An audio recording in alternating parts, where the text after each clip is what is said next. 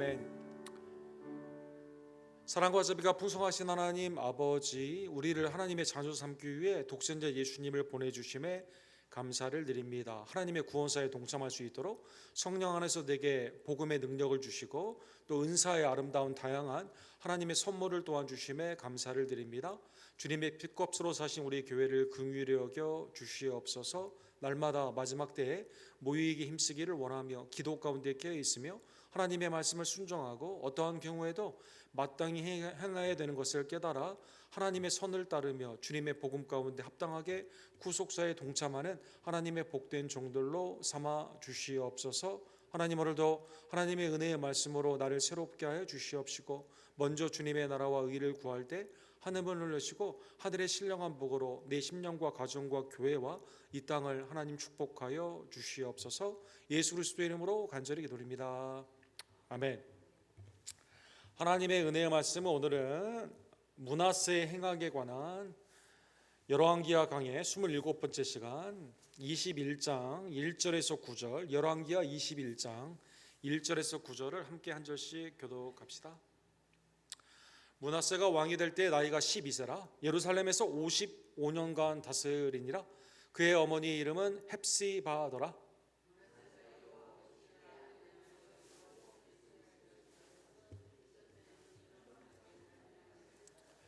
그의 아버지 히스기야가 헐어버린 산당들을 다시 세우며 이스라엘의 왕 아합의 행위를 따라 바알을 위하여 제단을 쌓으며 아세라 목상을 만들며 하늘의 1월 성신을 경배하며 섬기며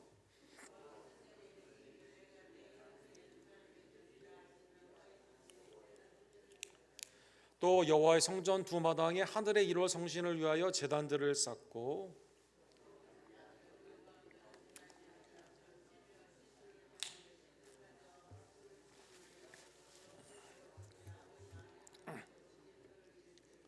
또 자기가 만든 아루새긴 아세라 목상을 성전에 세웠더라. 옛적에 여호와께서 이 성전에 대하여 다윗과 그의 아들 솔로몬에게 이르시기를 내가 이스라엘의 모든 지파 중에서 택한 이 성전과 예루살렘에 내 이름을 영원히 둘지라.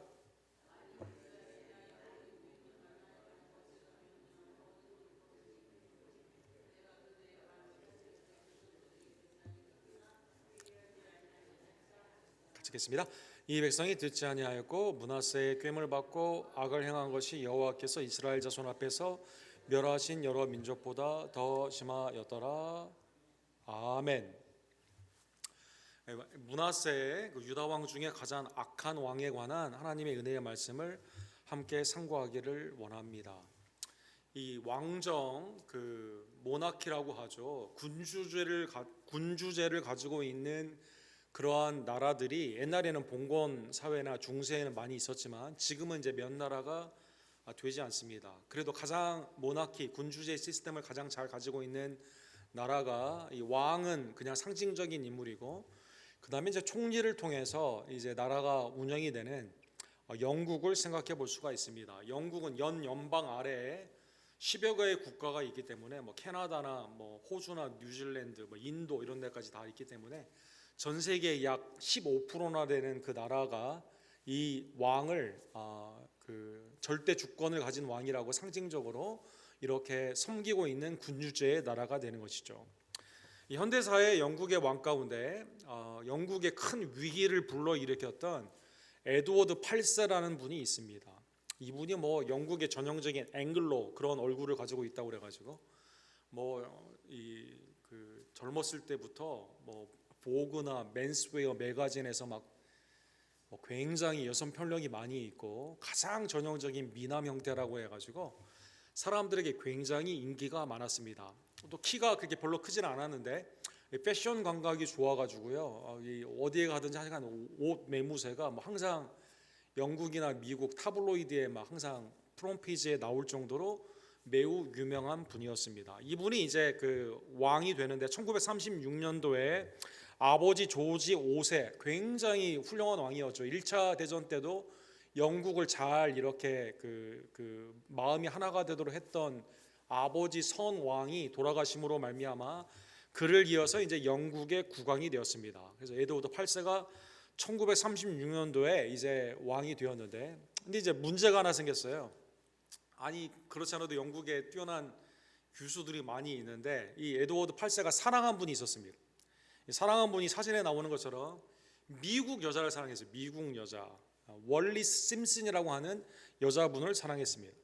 근데 이분이 좀 영국 법이나 영국 국교에 문제가 하나가 있었어요. 하나는 첫 번째 결혼에 이제 이혼을 했고 두 번째 결혼을 이혼 중이었기 때문에 아직 결혼한 상태였는데 이 에드워드 왕자가 이 사람이랑 결혼하겠다라는 거죠. 그러니까 이제 영국에서 막 난리가 났습니다. 이건 이 영국 국교, 이 왕에 대한 결혼에 여기에 대한 하나님의 말씀에도 어긋나고 그다음에 이런 전통은 없었다. 지금 어떻게 이혼도 하지 않은 그러한 상태에서 이분과 어떻게 결혼을 할 거냐. 반대가 굉장히 심했습니다. 반대가 얼마나 심했냐면 영국 총리가 나서가지고 처음으로 이 결혼 안 된다. 볼드윈이라는 총리가 이 결혼 안 된다라고 말을 하게 되는 것이죠. 그리고 미국 CIA에서 리포트가 오는데 이 웰리스 심슨은 독일 스파일 수도 있다. 이런 그 막 소식까지 오게 되는 것이죠. 근데 이제 이 에드워드 8세가 이 여인을 얼마나 사랑했는지요. 그래도 결혼하겠다 하는 거죠.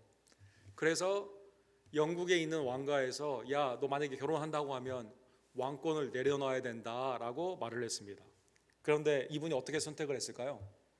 왕이 된 지 1년도 안 된 1936년 12월에 황제에서 내려오고 그 다음에 이 여인이 이혼할 때까지 결혼을 하고 프랑스에서 결혼을 했습니다. 그래서 가운데 사진이 결혼 사진입니다. 아까 말씀드렸죠. 미국에서 이 여자분 좀 행실이 독일과 연관이 있고 그러니까 조심해야 된다라고 했지 않습니까? 그리고 결혼한 후에 누구를 방문했을까요? 바로 몇 개월 후에 히틀러를 방문했습니다. 히틀러를 방문했습니다. 굉장히 이상한 사건이죠. 그래서 영국에서 막 이거 안 된다고 해가지고 영국에 들어오는 것을 이 여인이 영국에 들어오는 것을 금지를 했습니다.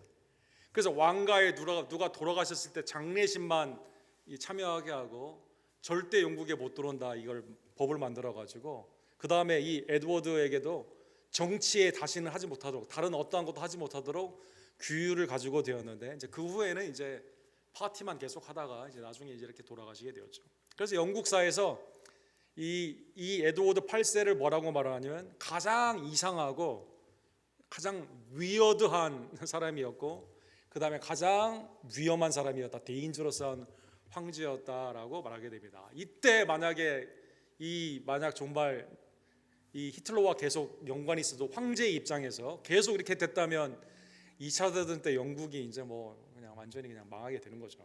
그래서 완전히 영국이 망하게 될 정도로 위험한 상황에서 이제 이분이 이 사랑을 선택함으로 말미암아 영국이 여기서 벗어날 수 있게 된 것이죠. 훌륭한 아버지 조지 5세 왕인데 왜 이런 왕이 태어났는가? 여러 연구들도 많이 있다고 합니다. 우리가 지난주에 본 것처럼 히스기야가 하나님 앞에 경건하고 아주 좋은 왕이었는데 이 신앙에 약간의 금이 가기 시작하게 되면서 마지막에는 온전한 삶을 살지 못했죠. 특별히 하나님께 간구하지 아니하고 바벨론에서 온 사자들에게 성전에 있는 모든 거 다 보여주고 하나님이 병을 낫게 해주셔가지고 15년을 더 연장시켜줬는데 하나님께 감사하는 삶이 없습니다. 이거 다 내가 했다. 내 신앙의 중심으로 살아가는 모습이 나와 있게 되는 것이죠. 이사야를 통해서 왜 그렇게 했냐, 보여준 거 나중에 다 빼앗기게 된다라고 말을 들었을 때 열왕기하 20장 19절에 히스기야가 이렇게 말하죠.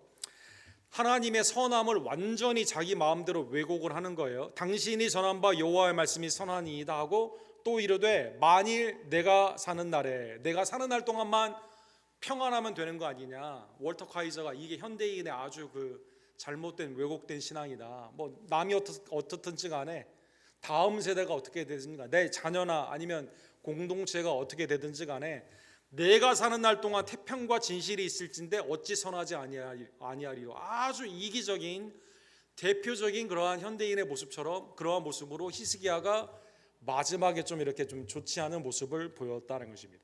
사랑하는 성도 여러분, 히스기야가 죽게 되니까 아들이 왕권을 이어받게 됩니다. 오늘 본문 21장 1절에 보면 열왕기하에 므낫세라는 이 아들이 왕권을 이어받게 됩니다. 나이가 12세라고 말을 했습니다. 사랑하는 성도 여러분, 히스기야가 15년, 그러니까 하나님의 은혜 가운데 15년을 연장됐잖아요. 그러니까 거기서 12를 빼게 되면 12살 때 왕이 됐으니까 12살, 히스기야가 죽은 후에 왕이 되지 않았습니까? 그러니까 12살을 빼게 되면 병으로 히스기야가 나은 후에 3년 차에 이 아들이 나온 거예요. 사랑하는 성도 여러분. 그 다음에 이 아들의 이름을 뭐라고 지었어요? 히스기야가 므낫세라고 지었습니다. 므낫세는 요셉의 아들 에브라임과 므낫세가 있지 않습니까? 므낫세의 뜻은 뭘까요?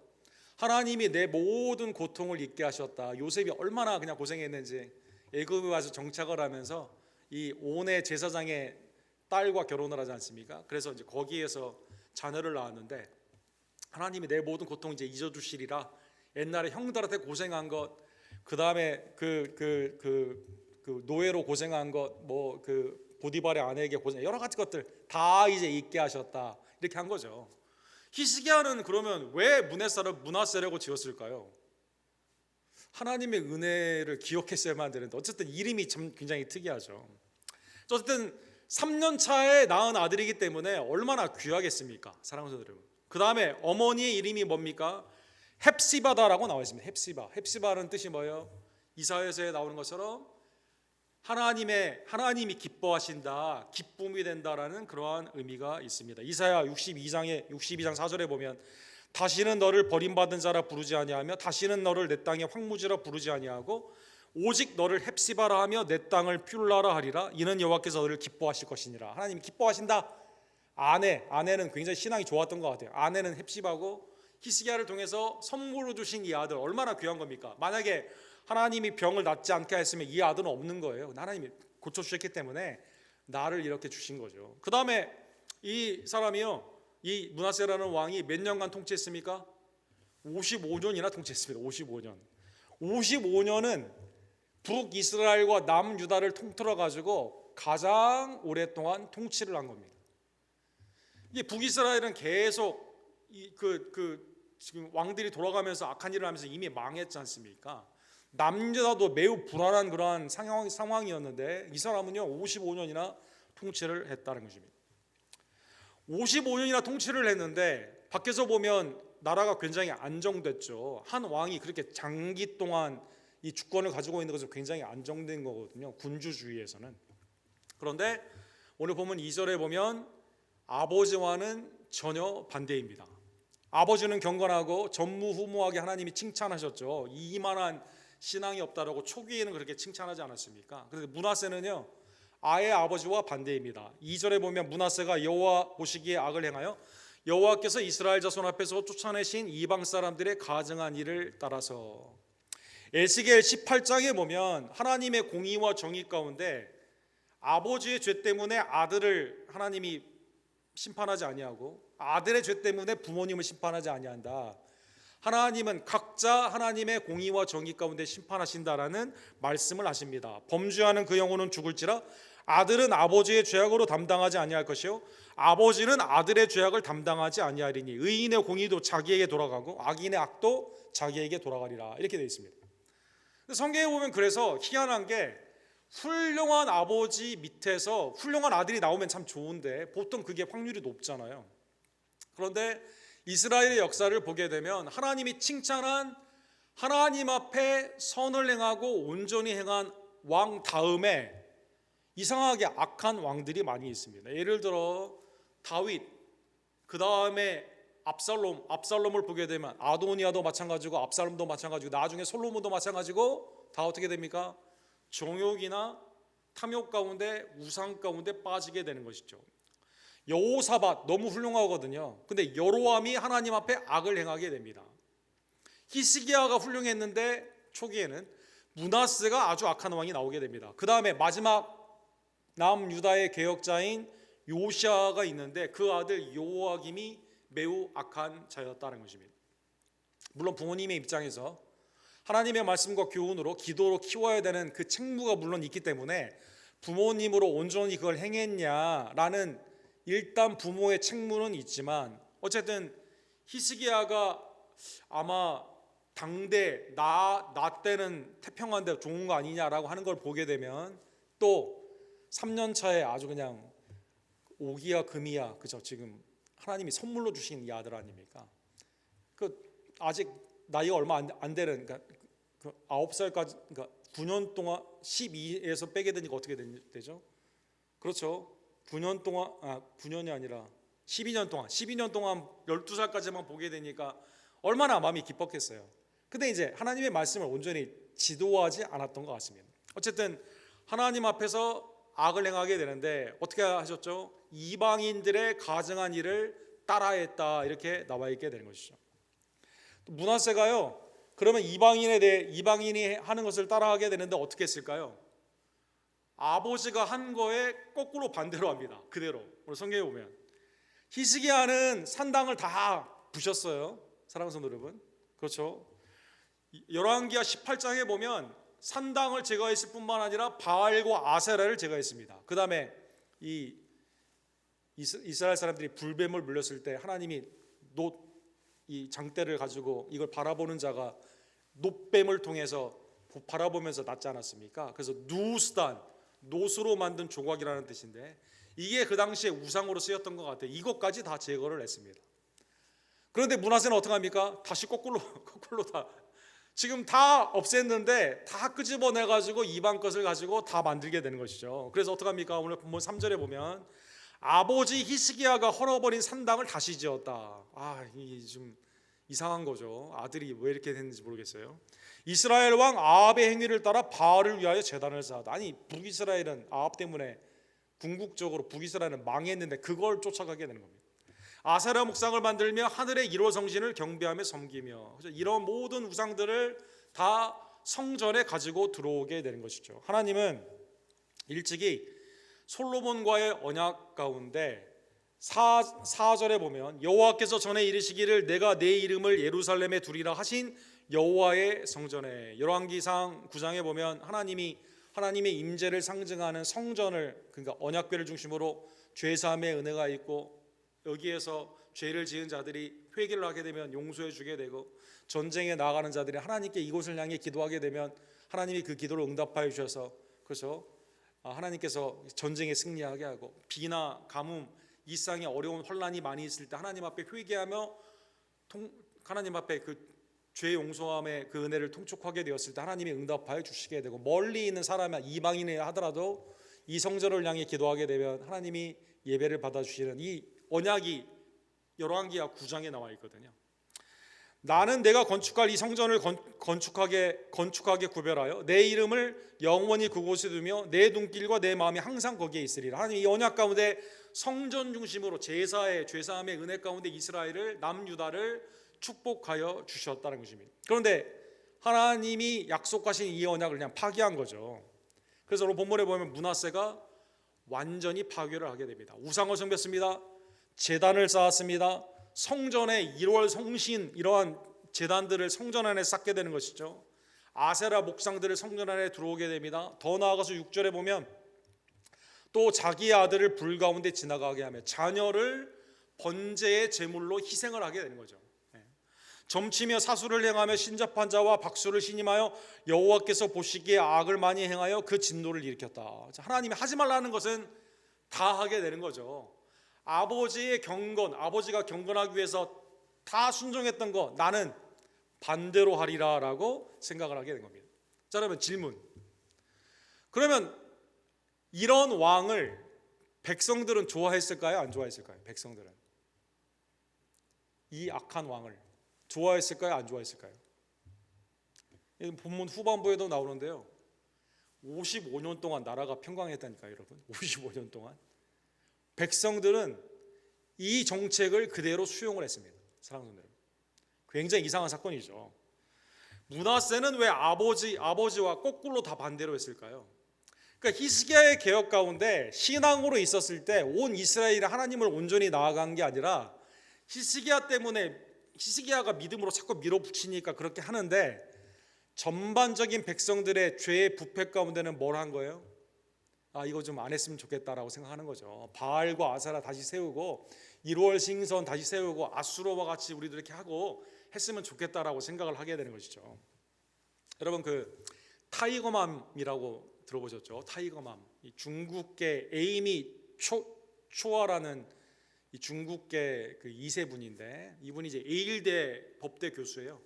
딸 둘을 키우게 되는데, 딸 둘 집에서 공부도 시키고 발레도 하고 바이올린도 하고 자녀들을 막 그냥 착착착 그냥 키우는데, 그냥 이 타이거맘 엄격하게 키우면서 막 다 돌아다니면서 자기는 자기 직장에서 예일대 교수까지 한다니까요. 법대에서. 이것도 성공하고. 타이거맘. 아주. 그래서 왜 아시아 어머니들은 자녀를 잘 키우는가? 그래서 타임즈 여러분, 타이거맘. 여기 우리 다 타이거맘이세요, 여러분.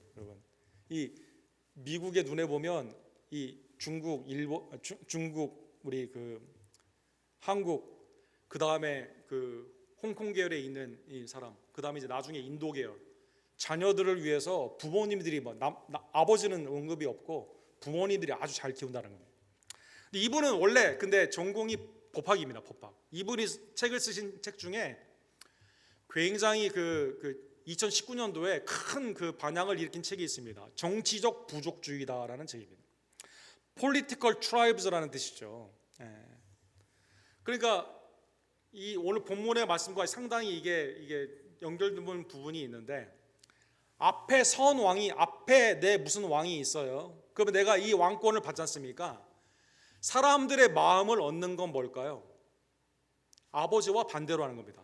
반대로 하는 겁니다. 봉건주의 때는 그래요. 이어서 하는 게 아니라. 이게 왜 그럴까 잘 헷갈리는데, 예를 들어 미국 같은 경우 4년마다 대통령 선거를 하죠. 그러면 선거판을 보시게 되면 아주 간단합니다. 민주당이 있고 공화당이 있는데 둘이 어떻게 합니까? 정치가 가장 쉬운 이유는 뭘까요? 상대방의 반대로만 하면 됩니다. 여러분, 상대방의 반대로만 하면 됩니다. 네. 오늘 분위기가 약간 상대방의 반대로만 하면 돼요, 여러분. 반대만. 그래서 이걸 정치적 부족주의다, 트라이브주의다. 미국이 48대 48, 그다음에 중간에 4%가 이제 캐스팅 보트로 해서 이제 대통령 선거가 되지 않습니까? 그래서 여러분 대통령 선거 이번에 이제 다음 주에 취임하는 대통령도 보게 되면 이 득표수가 비등비등해요. 한 1%, 2% 사이로 되는 거예요.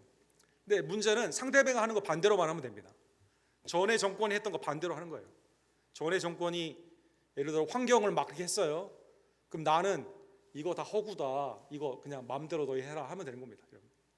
예를 들어 전에 정권이 부자 위주로 부자들의 감세 위주로 했어요. 그러면 나는 부자들에게 세금을 때린다, 이렇게 말하면 되는 겁니다. 근데 본문과 왜 연결이 되느냐?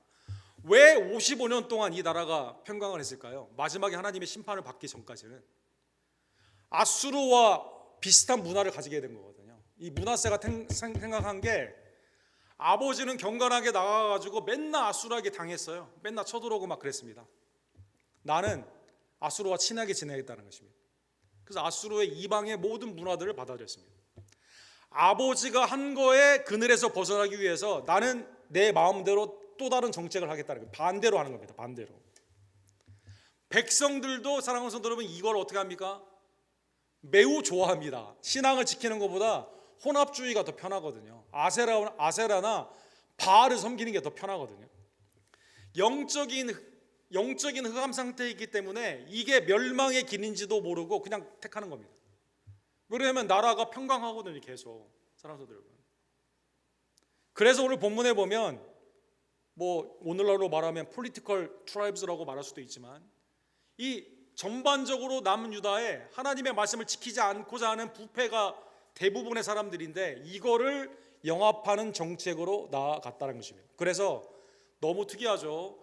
북이스라엘의 아합이 최악의 왕이에요. 그런데 아수르의 기록에는 뭐라고 나와 있습니까? 아합이 굉장히 정치를 잘한 왕이었다, 이렇게 나옵니다. 북이스라엘은. 므낫세가 최악이에요. 그런데 바빌론이나 이 그 아수르의 기록에는 뭐라고 나와 있습니까? 이 나라 안정된 55년의 장수를 누리고 평강한 나라였다, 이렇게 판단을 한다는 것입니다. 사랑하는 성도 여러분, 하나님은 언약 가운데 분명히 말씀하셨습니다. 순종에는 복이고 불순종에는 하나님의 심판이 있습니다. 8절에 보면 만일 이스라엘이 나의 모든 명령과 나의 종 모세가 명령한 모든 율법을 지켜 행하면 내가 그들의 발로 다시는 그의 조상들에게 준 땅에서 다시 떠나 유리하지 아니하게 하리라 하였으나, 자, 포로로 잡혀가지 않고 나라가 평강하게 되는 거죠. 이게 신명기 28장에 여러분 하나님의 말씀을 받는 자는 어떻게 합니까? 집이나 바지나, 그죠? 가축이나 식물까지도 앉으나 서나 들어가나 나오나 다 하나님의 은혜의 복을 누리게 된 거죠. 순종의 복입니다. 열왕기상 9장에도 보게 되면 하나님께 나와 심지어 죄를 지은 자라도 하나님의 성전에 나와 회개하는 마음으로 하나님 앞에 온전히 나아가면 하나님이 용서해 주시고 이 나라를 지켜주시게 된 거예요. 포로로 잡혀갔다 하더라도 하나님이 거기에서 이 성전을 바라보며 기도하게 됐을 때 다시 고토로 돌아오게 되는 축복을 하나님이 허락하여 주신다는 것입니다. 오늘 본문에 보면 그럼에도 불구하고 므낫세는 이걸 알면서도 하나님의 말씀을 지키지 않았습니다. 제가 아까 말씀드렸죠. 백성들이 이러면 안 됩니다. 깨어있는 사람이 있어야 되는데 없다니까요, 여러분. 9절에 보십시오. 이 백성이 듣지 아니하고 므낫세의 꾀임을 받고 악을 행한 것이 여호와께서 이스라엘 자손 앞에서 멸하신 여러 민족보다 더 심하니라. 이방 민족보다 더 악한 일을 많이 했다는 것이죠. 왜? 므낫세가 그렇게 하자고 그러니까 이게 좋거든요. 므낫세가 꾀였다라고 나와 있습니다. 미혹했다. 온 백성이 범죄를 했습니다. 창세기 3장에 보면 뱀이 꾀였죠. 아담과 하와가 선악을 알게 하는 나무의 열매를 먹게 되죠. 인류가 함께 타락을 하게 되죠. 그래서 므낫세의 꾀임 가운데 백성이 빠져들어가지고 하나님의 심판을 받게 되는 것입니다. 하나님의 심판은 무엇이었을까요? 하나님의 심판은 오케이, 아수르 그렇게 닮고 싶어? 바벨론 그렇게 좋아? 그들의 우상이 그렇게 좋고 그들에게 칭찬받는 게 그렇게 좋아? 그러면 걔네들 내가 보내줄게. 걔네들이 바벨론에 와가지고요 므낫세를 포로로 잡아가게 됩니다. 사랑하는 성도. 그래서 사랑하는 성도 여러분, 므낫세가 포로로 잡혀가게 되고 나라가 55년의 하나님의 오랜 기다림이 있었음에도 불구하고 회개하지 않음으로 말미암아 위태롭게 되게 되는 거죠. 나라가. 사랑하는 성도 여러분, 므낫세가 얼마나 오랫동안 최장 55년이라고 하지 않았습니까? 영적으로는 최악이에요. 이게 얼마나 큰 데미지를 줬냐면 열왕기하 24장 3절에 보면 여호와김 시대에 하나님께서 완전히 바벨론을 통해 멸망을 시키게 되는데, 그죠? 여호와김 그다음에 나중에 시드기야를 통해서 그때 막 혼란스러운 상황에서 바벨론으로 멸망하게 되지 않습니까? 이유가 뭘까요? 이유가 이는 므낫세의 지은 죄 때문이다 이렇게 나오십니다. 이는 므낫세의 지은 죄 때문이다. 사랑하는 여러분. 그러니까 므낫세의 죄 때문에 이 사람들이 그 죄로 말미암아 영향을 받아서 죽었다는 뜻이 아니라 그 후에 있는 왕들이 다 누구를 본받아요? 므낫세를 본받았기 때문에 그렇게 된 것입니다. 중간에 요시아라고 하는 훌륭한 왕이 있었어요. 요시아가 열왕기하 23장 12절에 보면 개혁을 하게 됩니다. 개혁을 하는데 55년의 이 악한 이 우상숭배나 악한 부패의 자녀를 다 치우는데 한계가 있어요.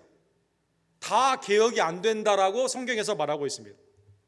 그래서 오늘 본문에 보면 열왕기하 23장 12절에 보면 유다 여러 왕이 아하스의 다락지붕에 세운 제단들과 므낫세가 여호와의 성전 두마당에 세운 제단들을 왕이 다 헐고 거기서 빻아내려서 그것들의 가루를 기드론 시내에 쏟아버리고, 그러나 여호와께서 유다를 향하여 내리신 크게 타오르는 진노를 돌이키지 아니하였으니 이는 므낫세가 여호와를 경노하게 한 그 모든 경노 때문이라. 요시아가 개혁을 하긴 했는데 다 개혁이 안 되는 거예요. 왜? 55년 동안 완전히 우상화가 돼가지고. 그래서 하나님이 요시아 때 개혁은 했지만 역부족이다. 여호와김 때는 어떠한 거예요? 하나님이 이들을 다 완전히 남유다를 멸망하게 하는데 이유를 뭐라고 되어 있냐면 므낫세 때문이다라고 말하여 준다는 것입니다. 사랑하는 성도 여러분, 그런데 오늘 열왕기 하에는 언급이 되어 있지 않는데 역대하에 므낫세의 마지막 사건이 나와 있습니다. 포로로 잡혀갔어요. 바벨론에 포로로 잡혀갔습니다. 포로로 잡혀갔는데 이때 므낫세가 회개를 합니다.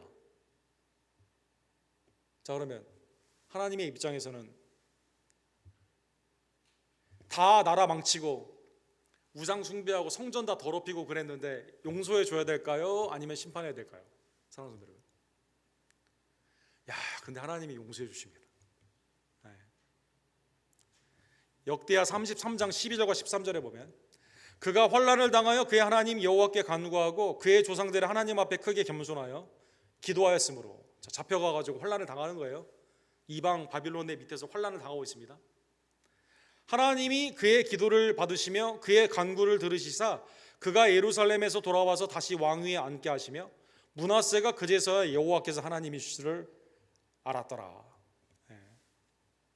여러분 어떻게 생각하십니까?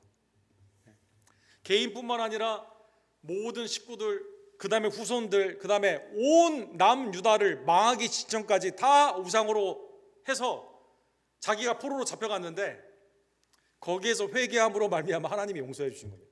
사랑하는 여러분, 이게 하나님의 은혜에 이해하기 어려운 Amazing Grace, 놀라운 하나님의 한량없는 은혜이죠. 이거를 팀 켈러 목사님은요, 하나님의 영광 중에 있는 하나님의 자비다 이렇게 표현했습니다. 하나님의 영광 중에 있는 하나님의 자비다. 그의 책 The Prodigal Prophet이라는 책이 있습니다. 요나가, 사랑하는 성도 여러분, 하나님의 말씀을 어기고 느느웨로 가라고 했는데 다시스로 가죠. 근데 이 요나를 물고기 뱃속에 넣어가지고 3일 만에 다시 뺀 다음에 느느웨에 가서 하나님의 회개를 증거하게 합니다. 근데 느느웨가 회개를 하게 되죠. 사랑하는 성도 여러분, 놀라운 역사죠. 보통 인간의 성정이라면 반대로 가는 요나 그냥 포기할 것 같은데, 요나에게 똑같은 책무를 하나님의 은혜 안에서 그를 물고기 뱃속까지 넣어서 살림으로 말미암아 하나님께서 은혜를 주시고 그 말씀으로 아수르를 살리게 됩니다.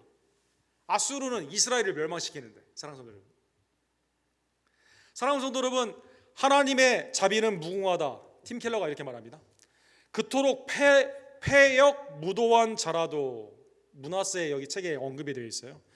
회개하고 돌아서면 긍휼히 여기시고 함께 하신다. 포로된 므낫세가 회개하고 돌이키셨을 때 하나님은 그를 도우셔서 다시 돌아오게 하시고 통치의 기회를 주셨다. 언제나 하나님께 돌아갈 길은 열려있고 늘 기다리신다. 얼마나 많은 방황과 회심을 되풀이했던가. 그러나 주님은 늘 거기 계셨고 받아주셨다. 그 하나님의 사랑의 깊이를 알게 되었을 때야 비로소 믿음이 견고해진다. 여기에 팀 켈러가 하나님의 말씀을 인용을 했습니다. 이사야 48장에 보면 내가 알거니와 너희는 완고하고 내 복은 쇠의 힘줄이요 내 이마는 노시라.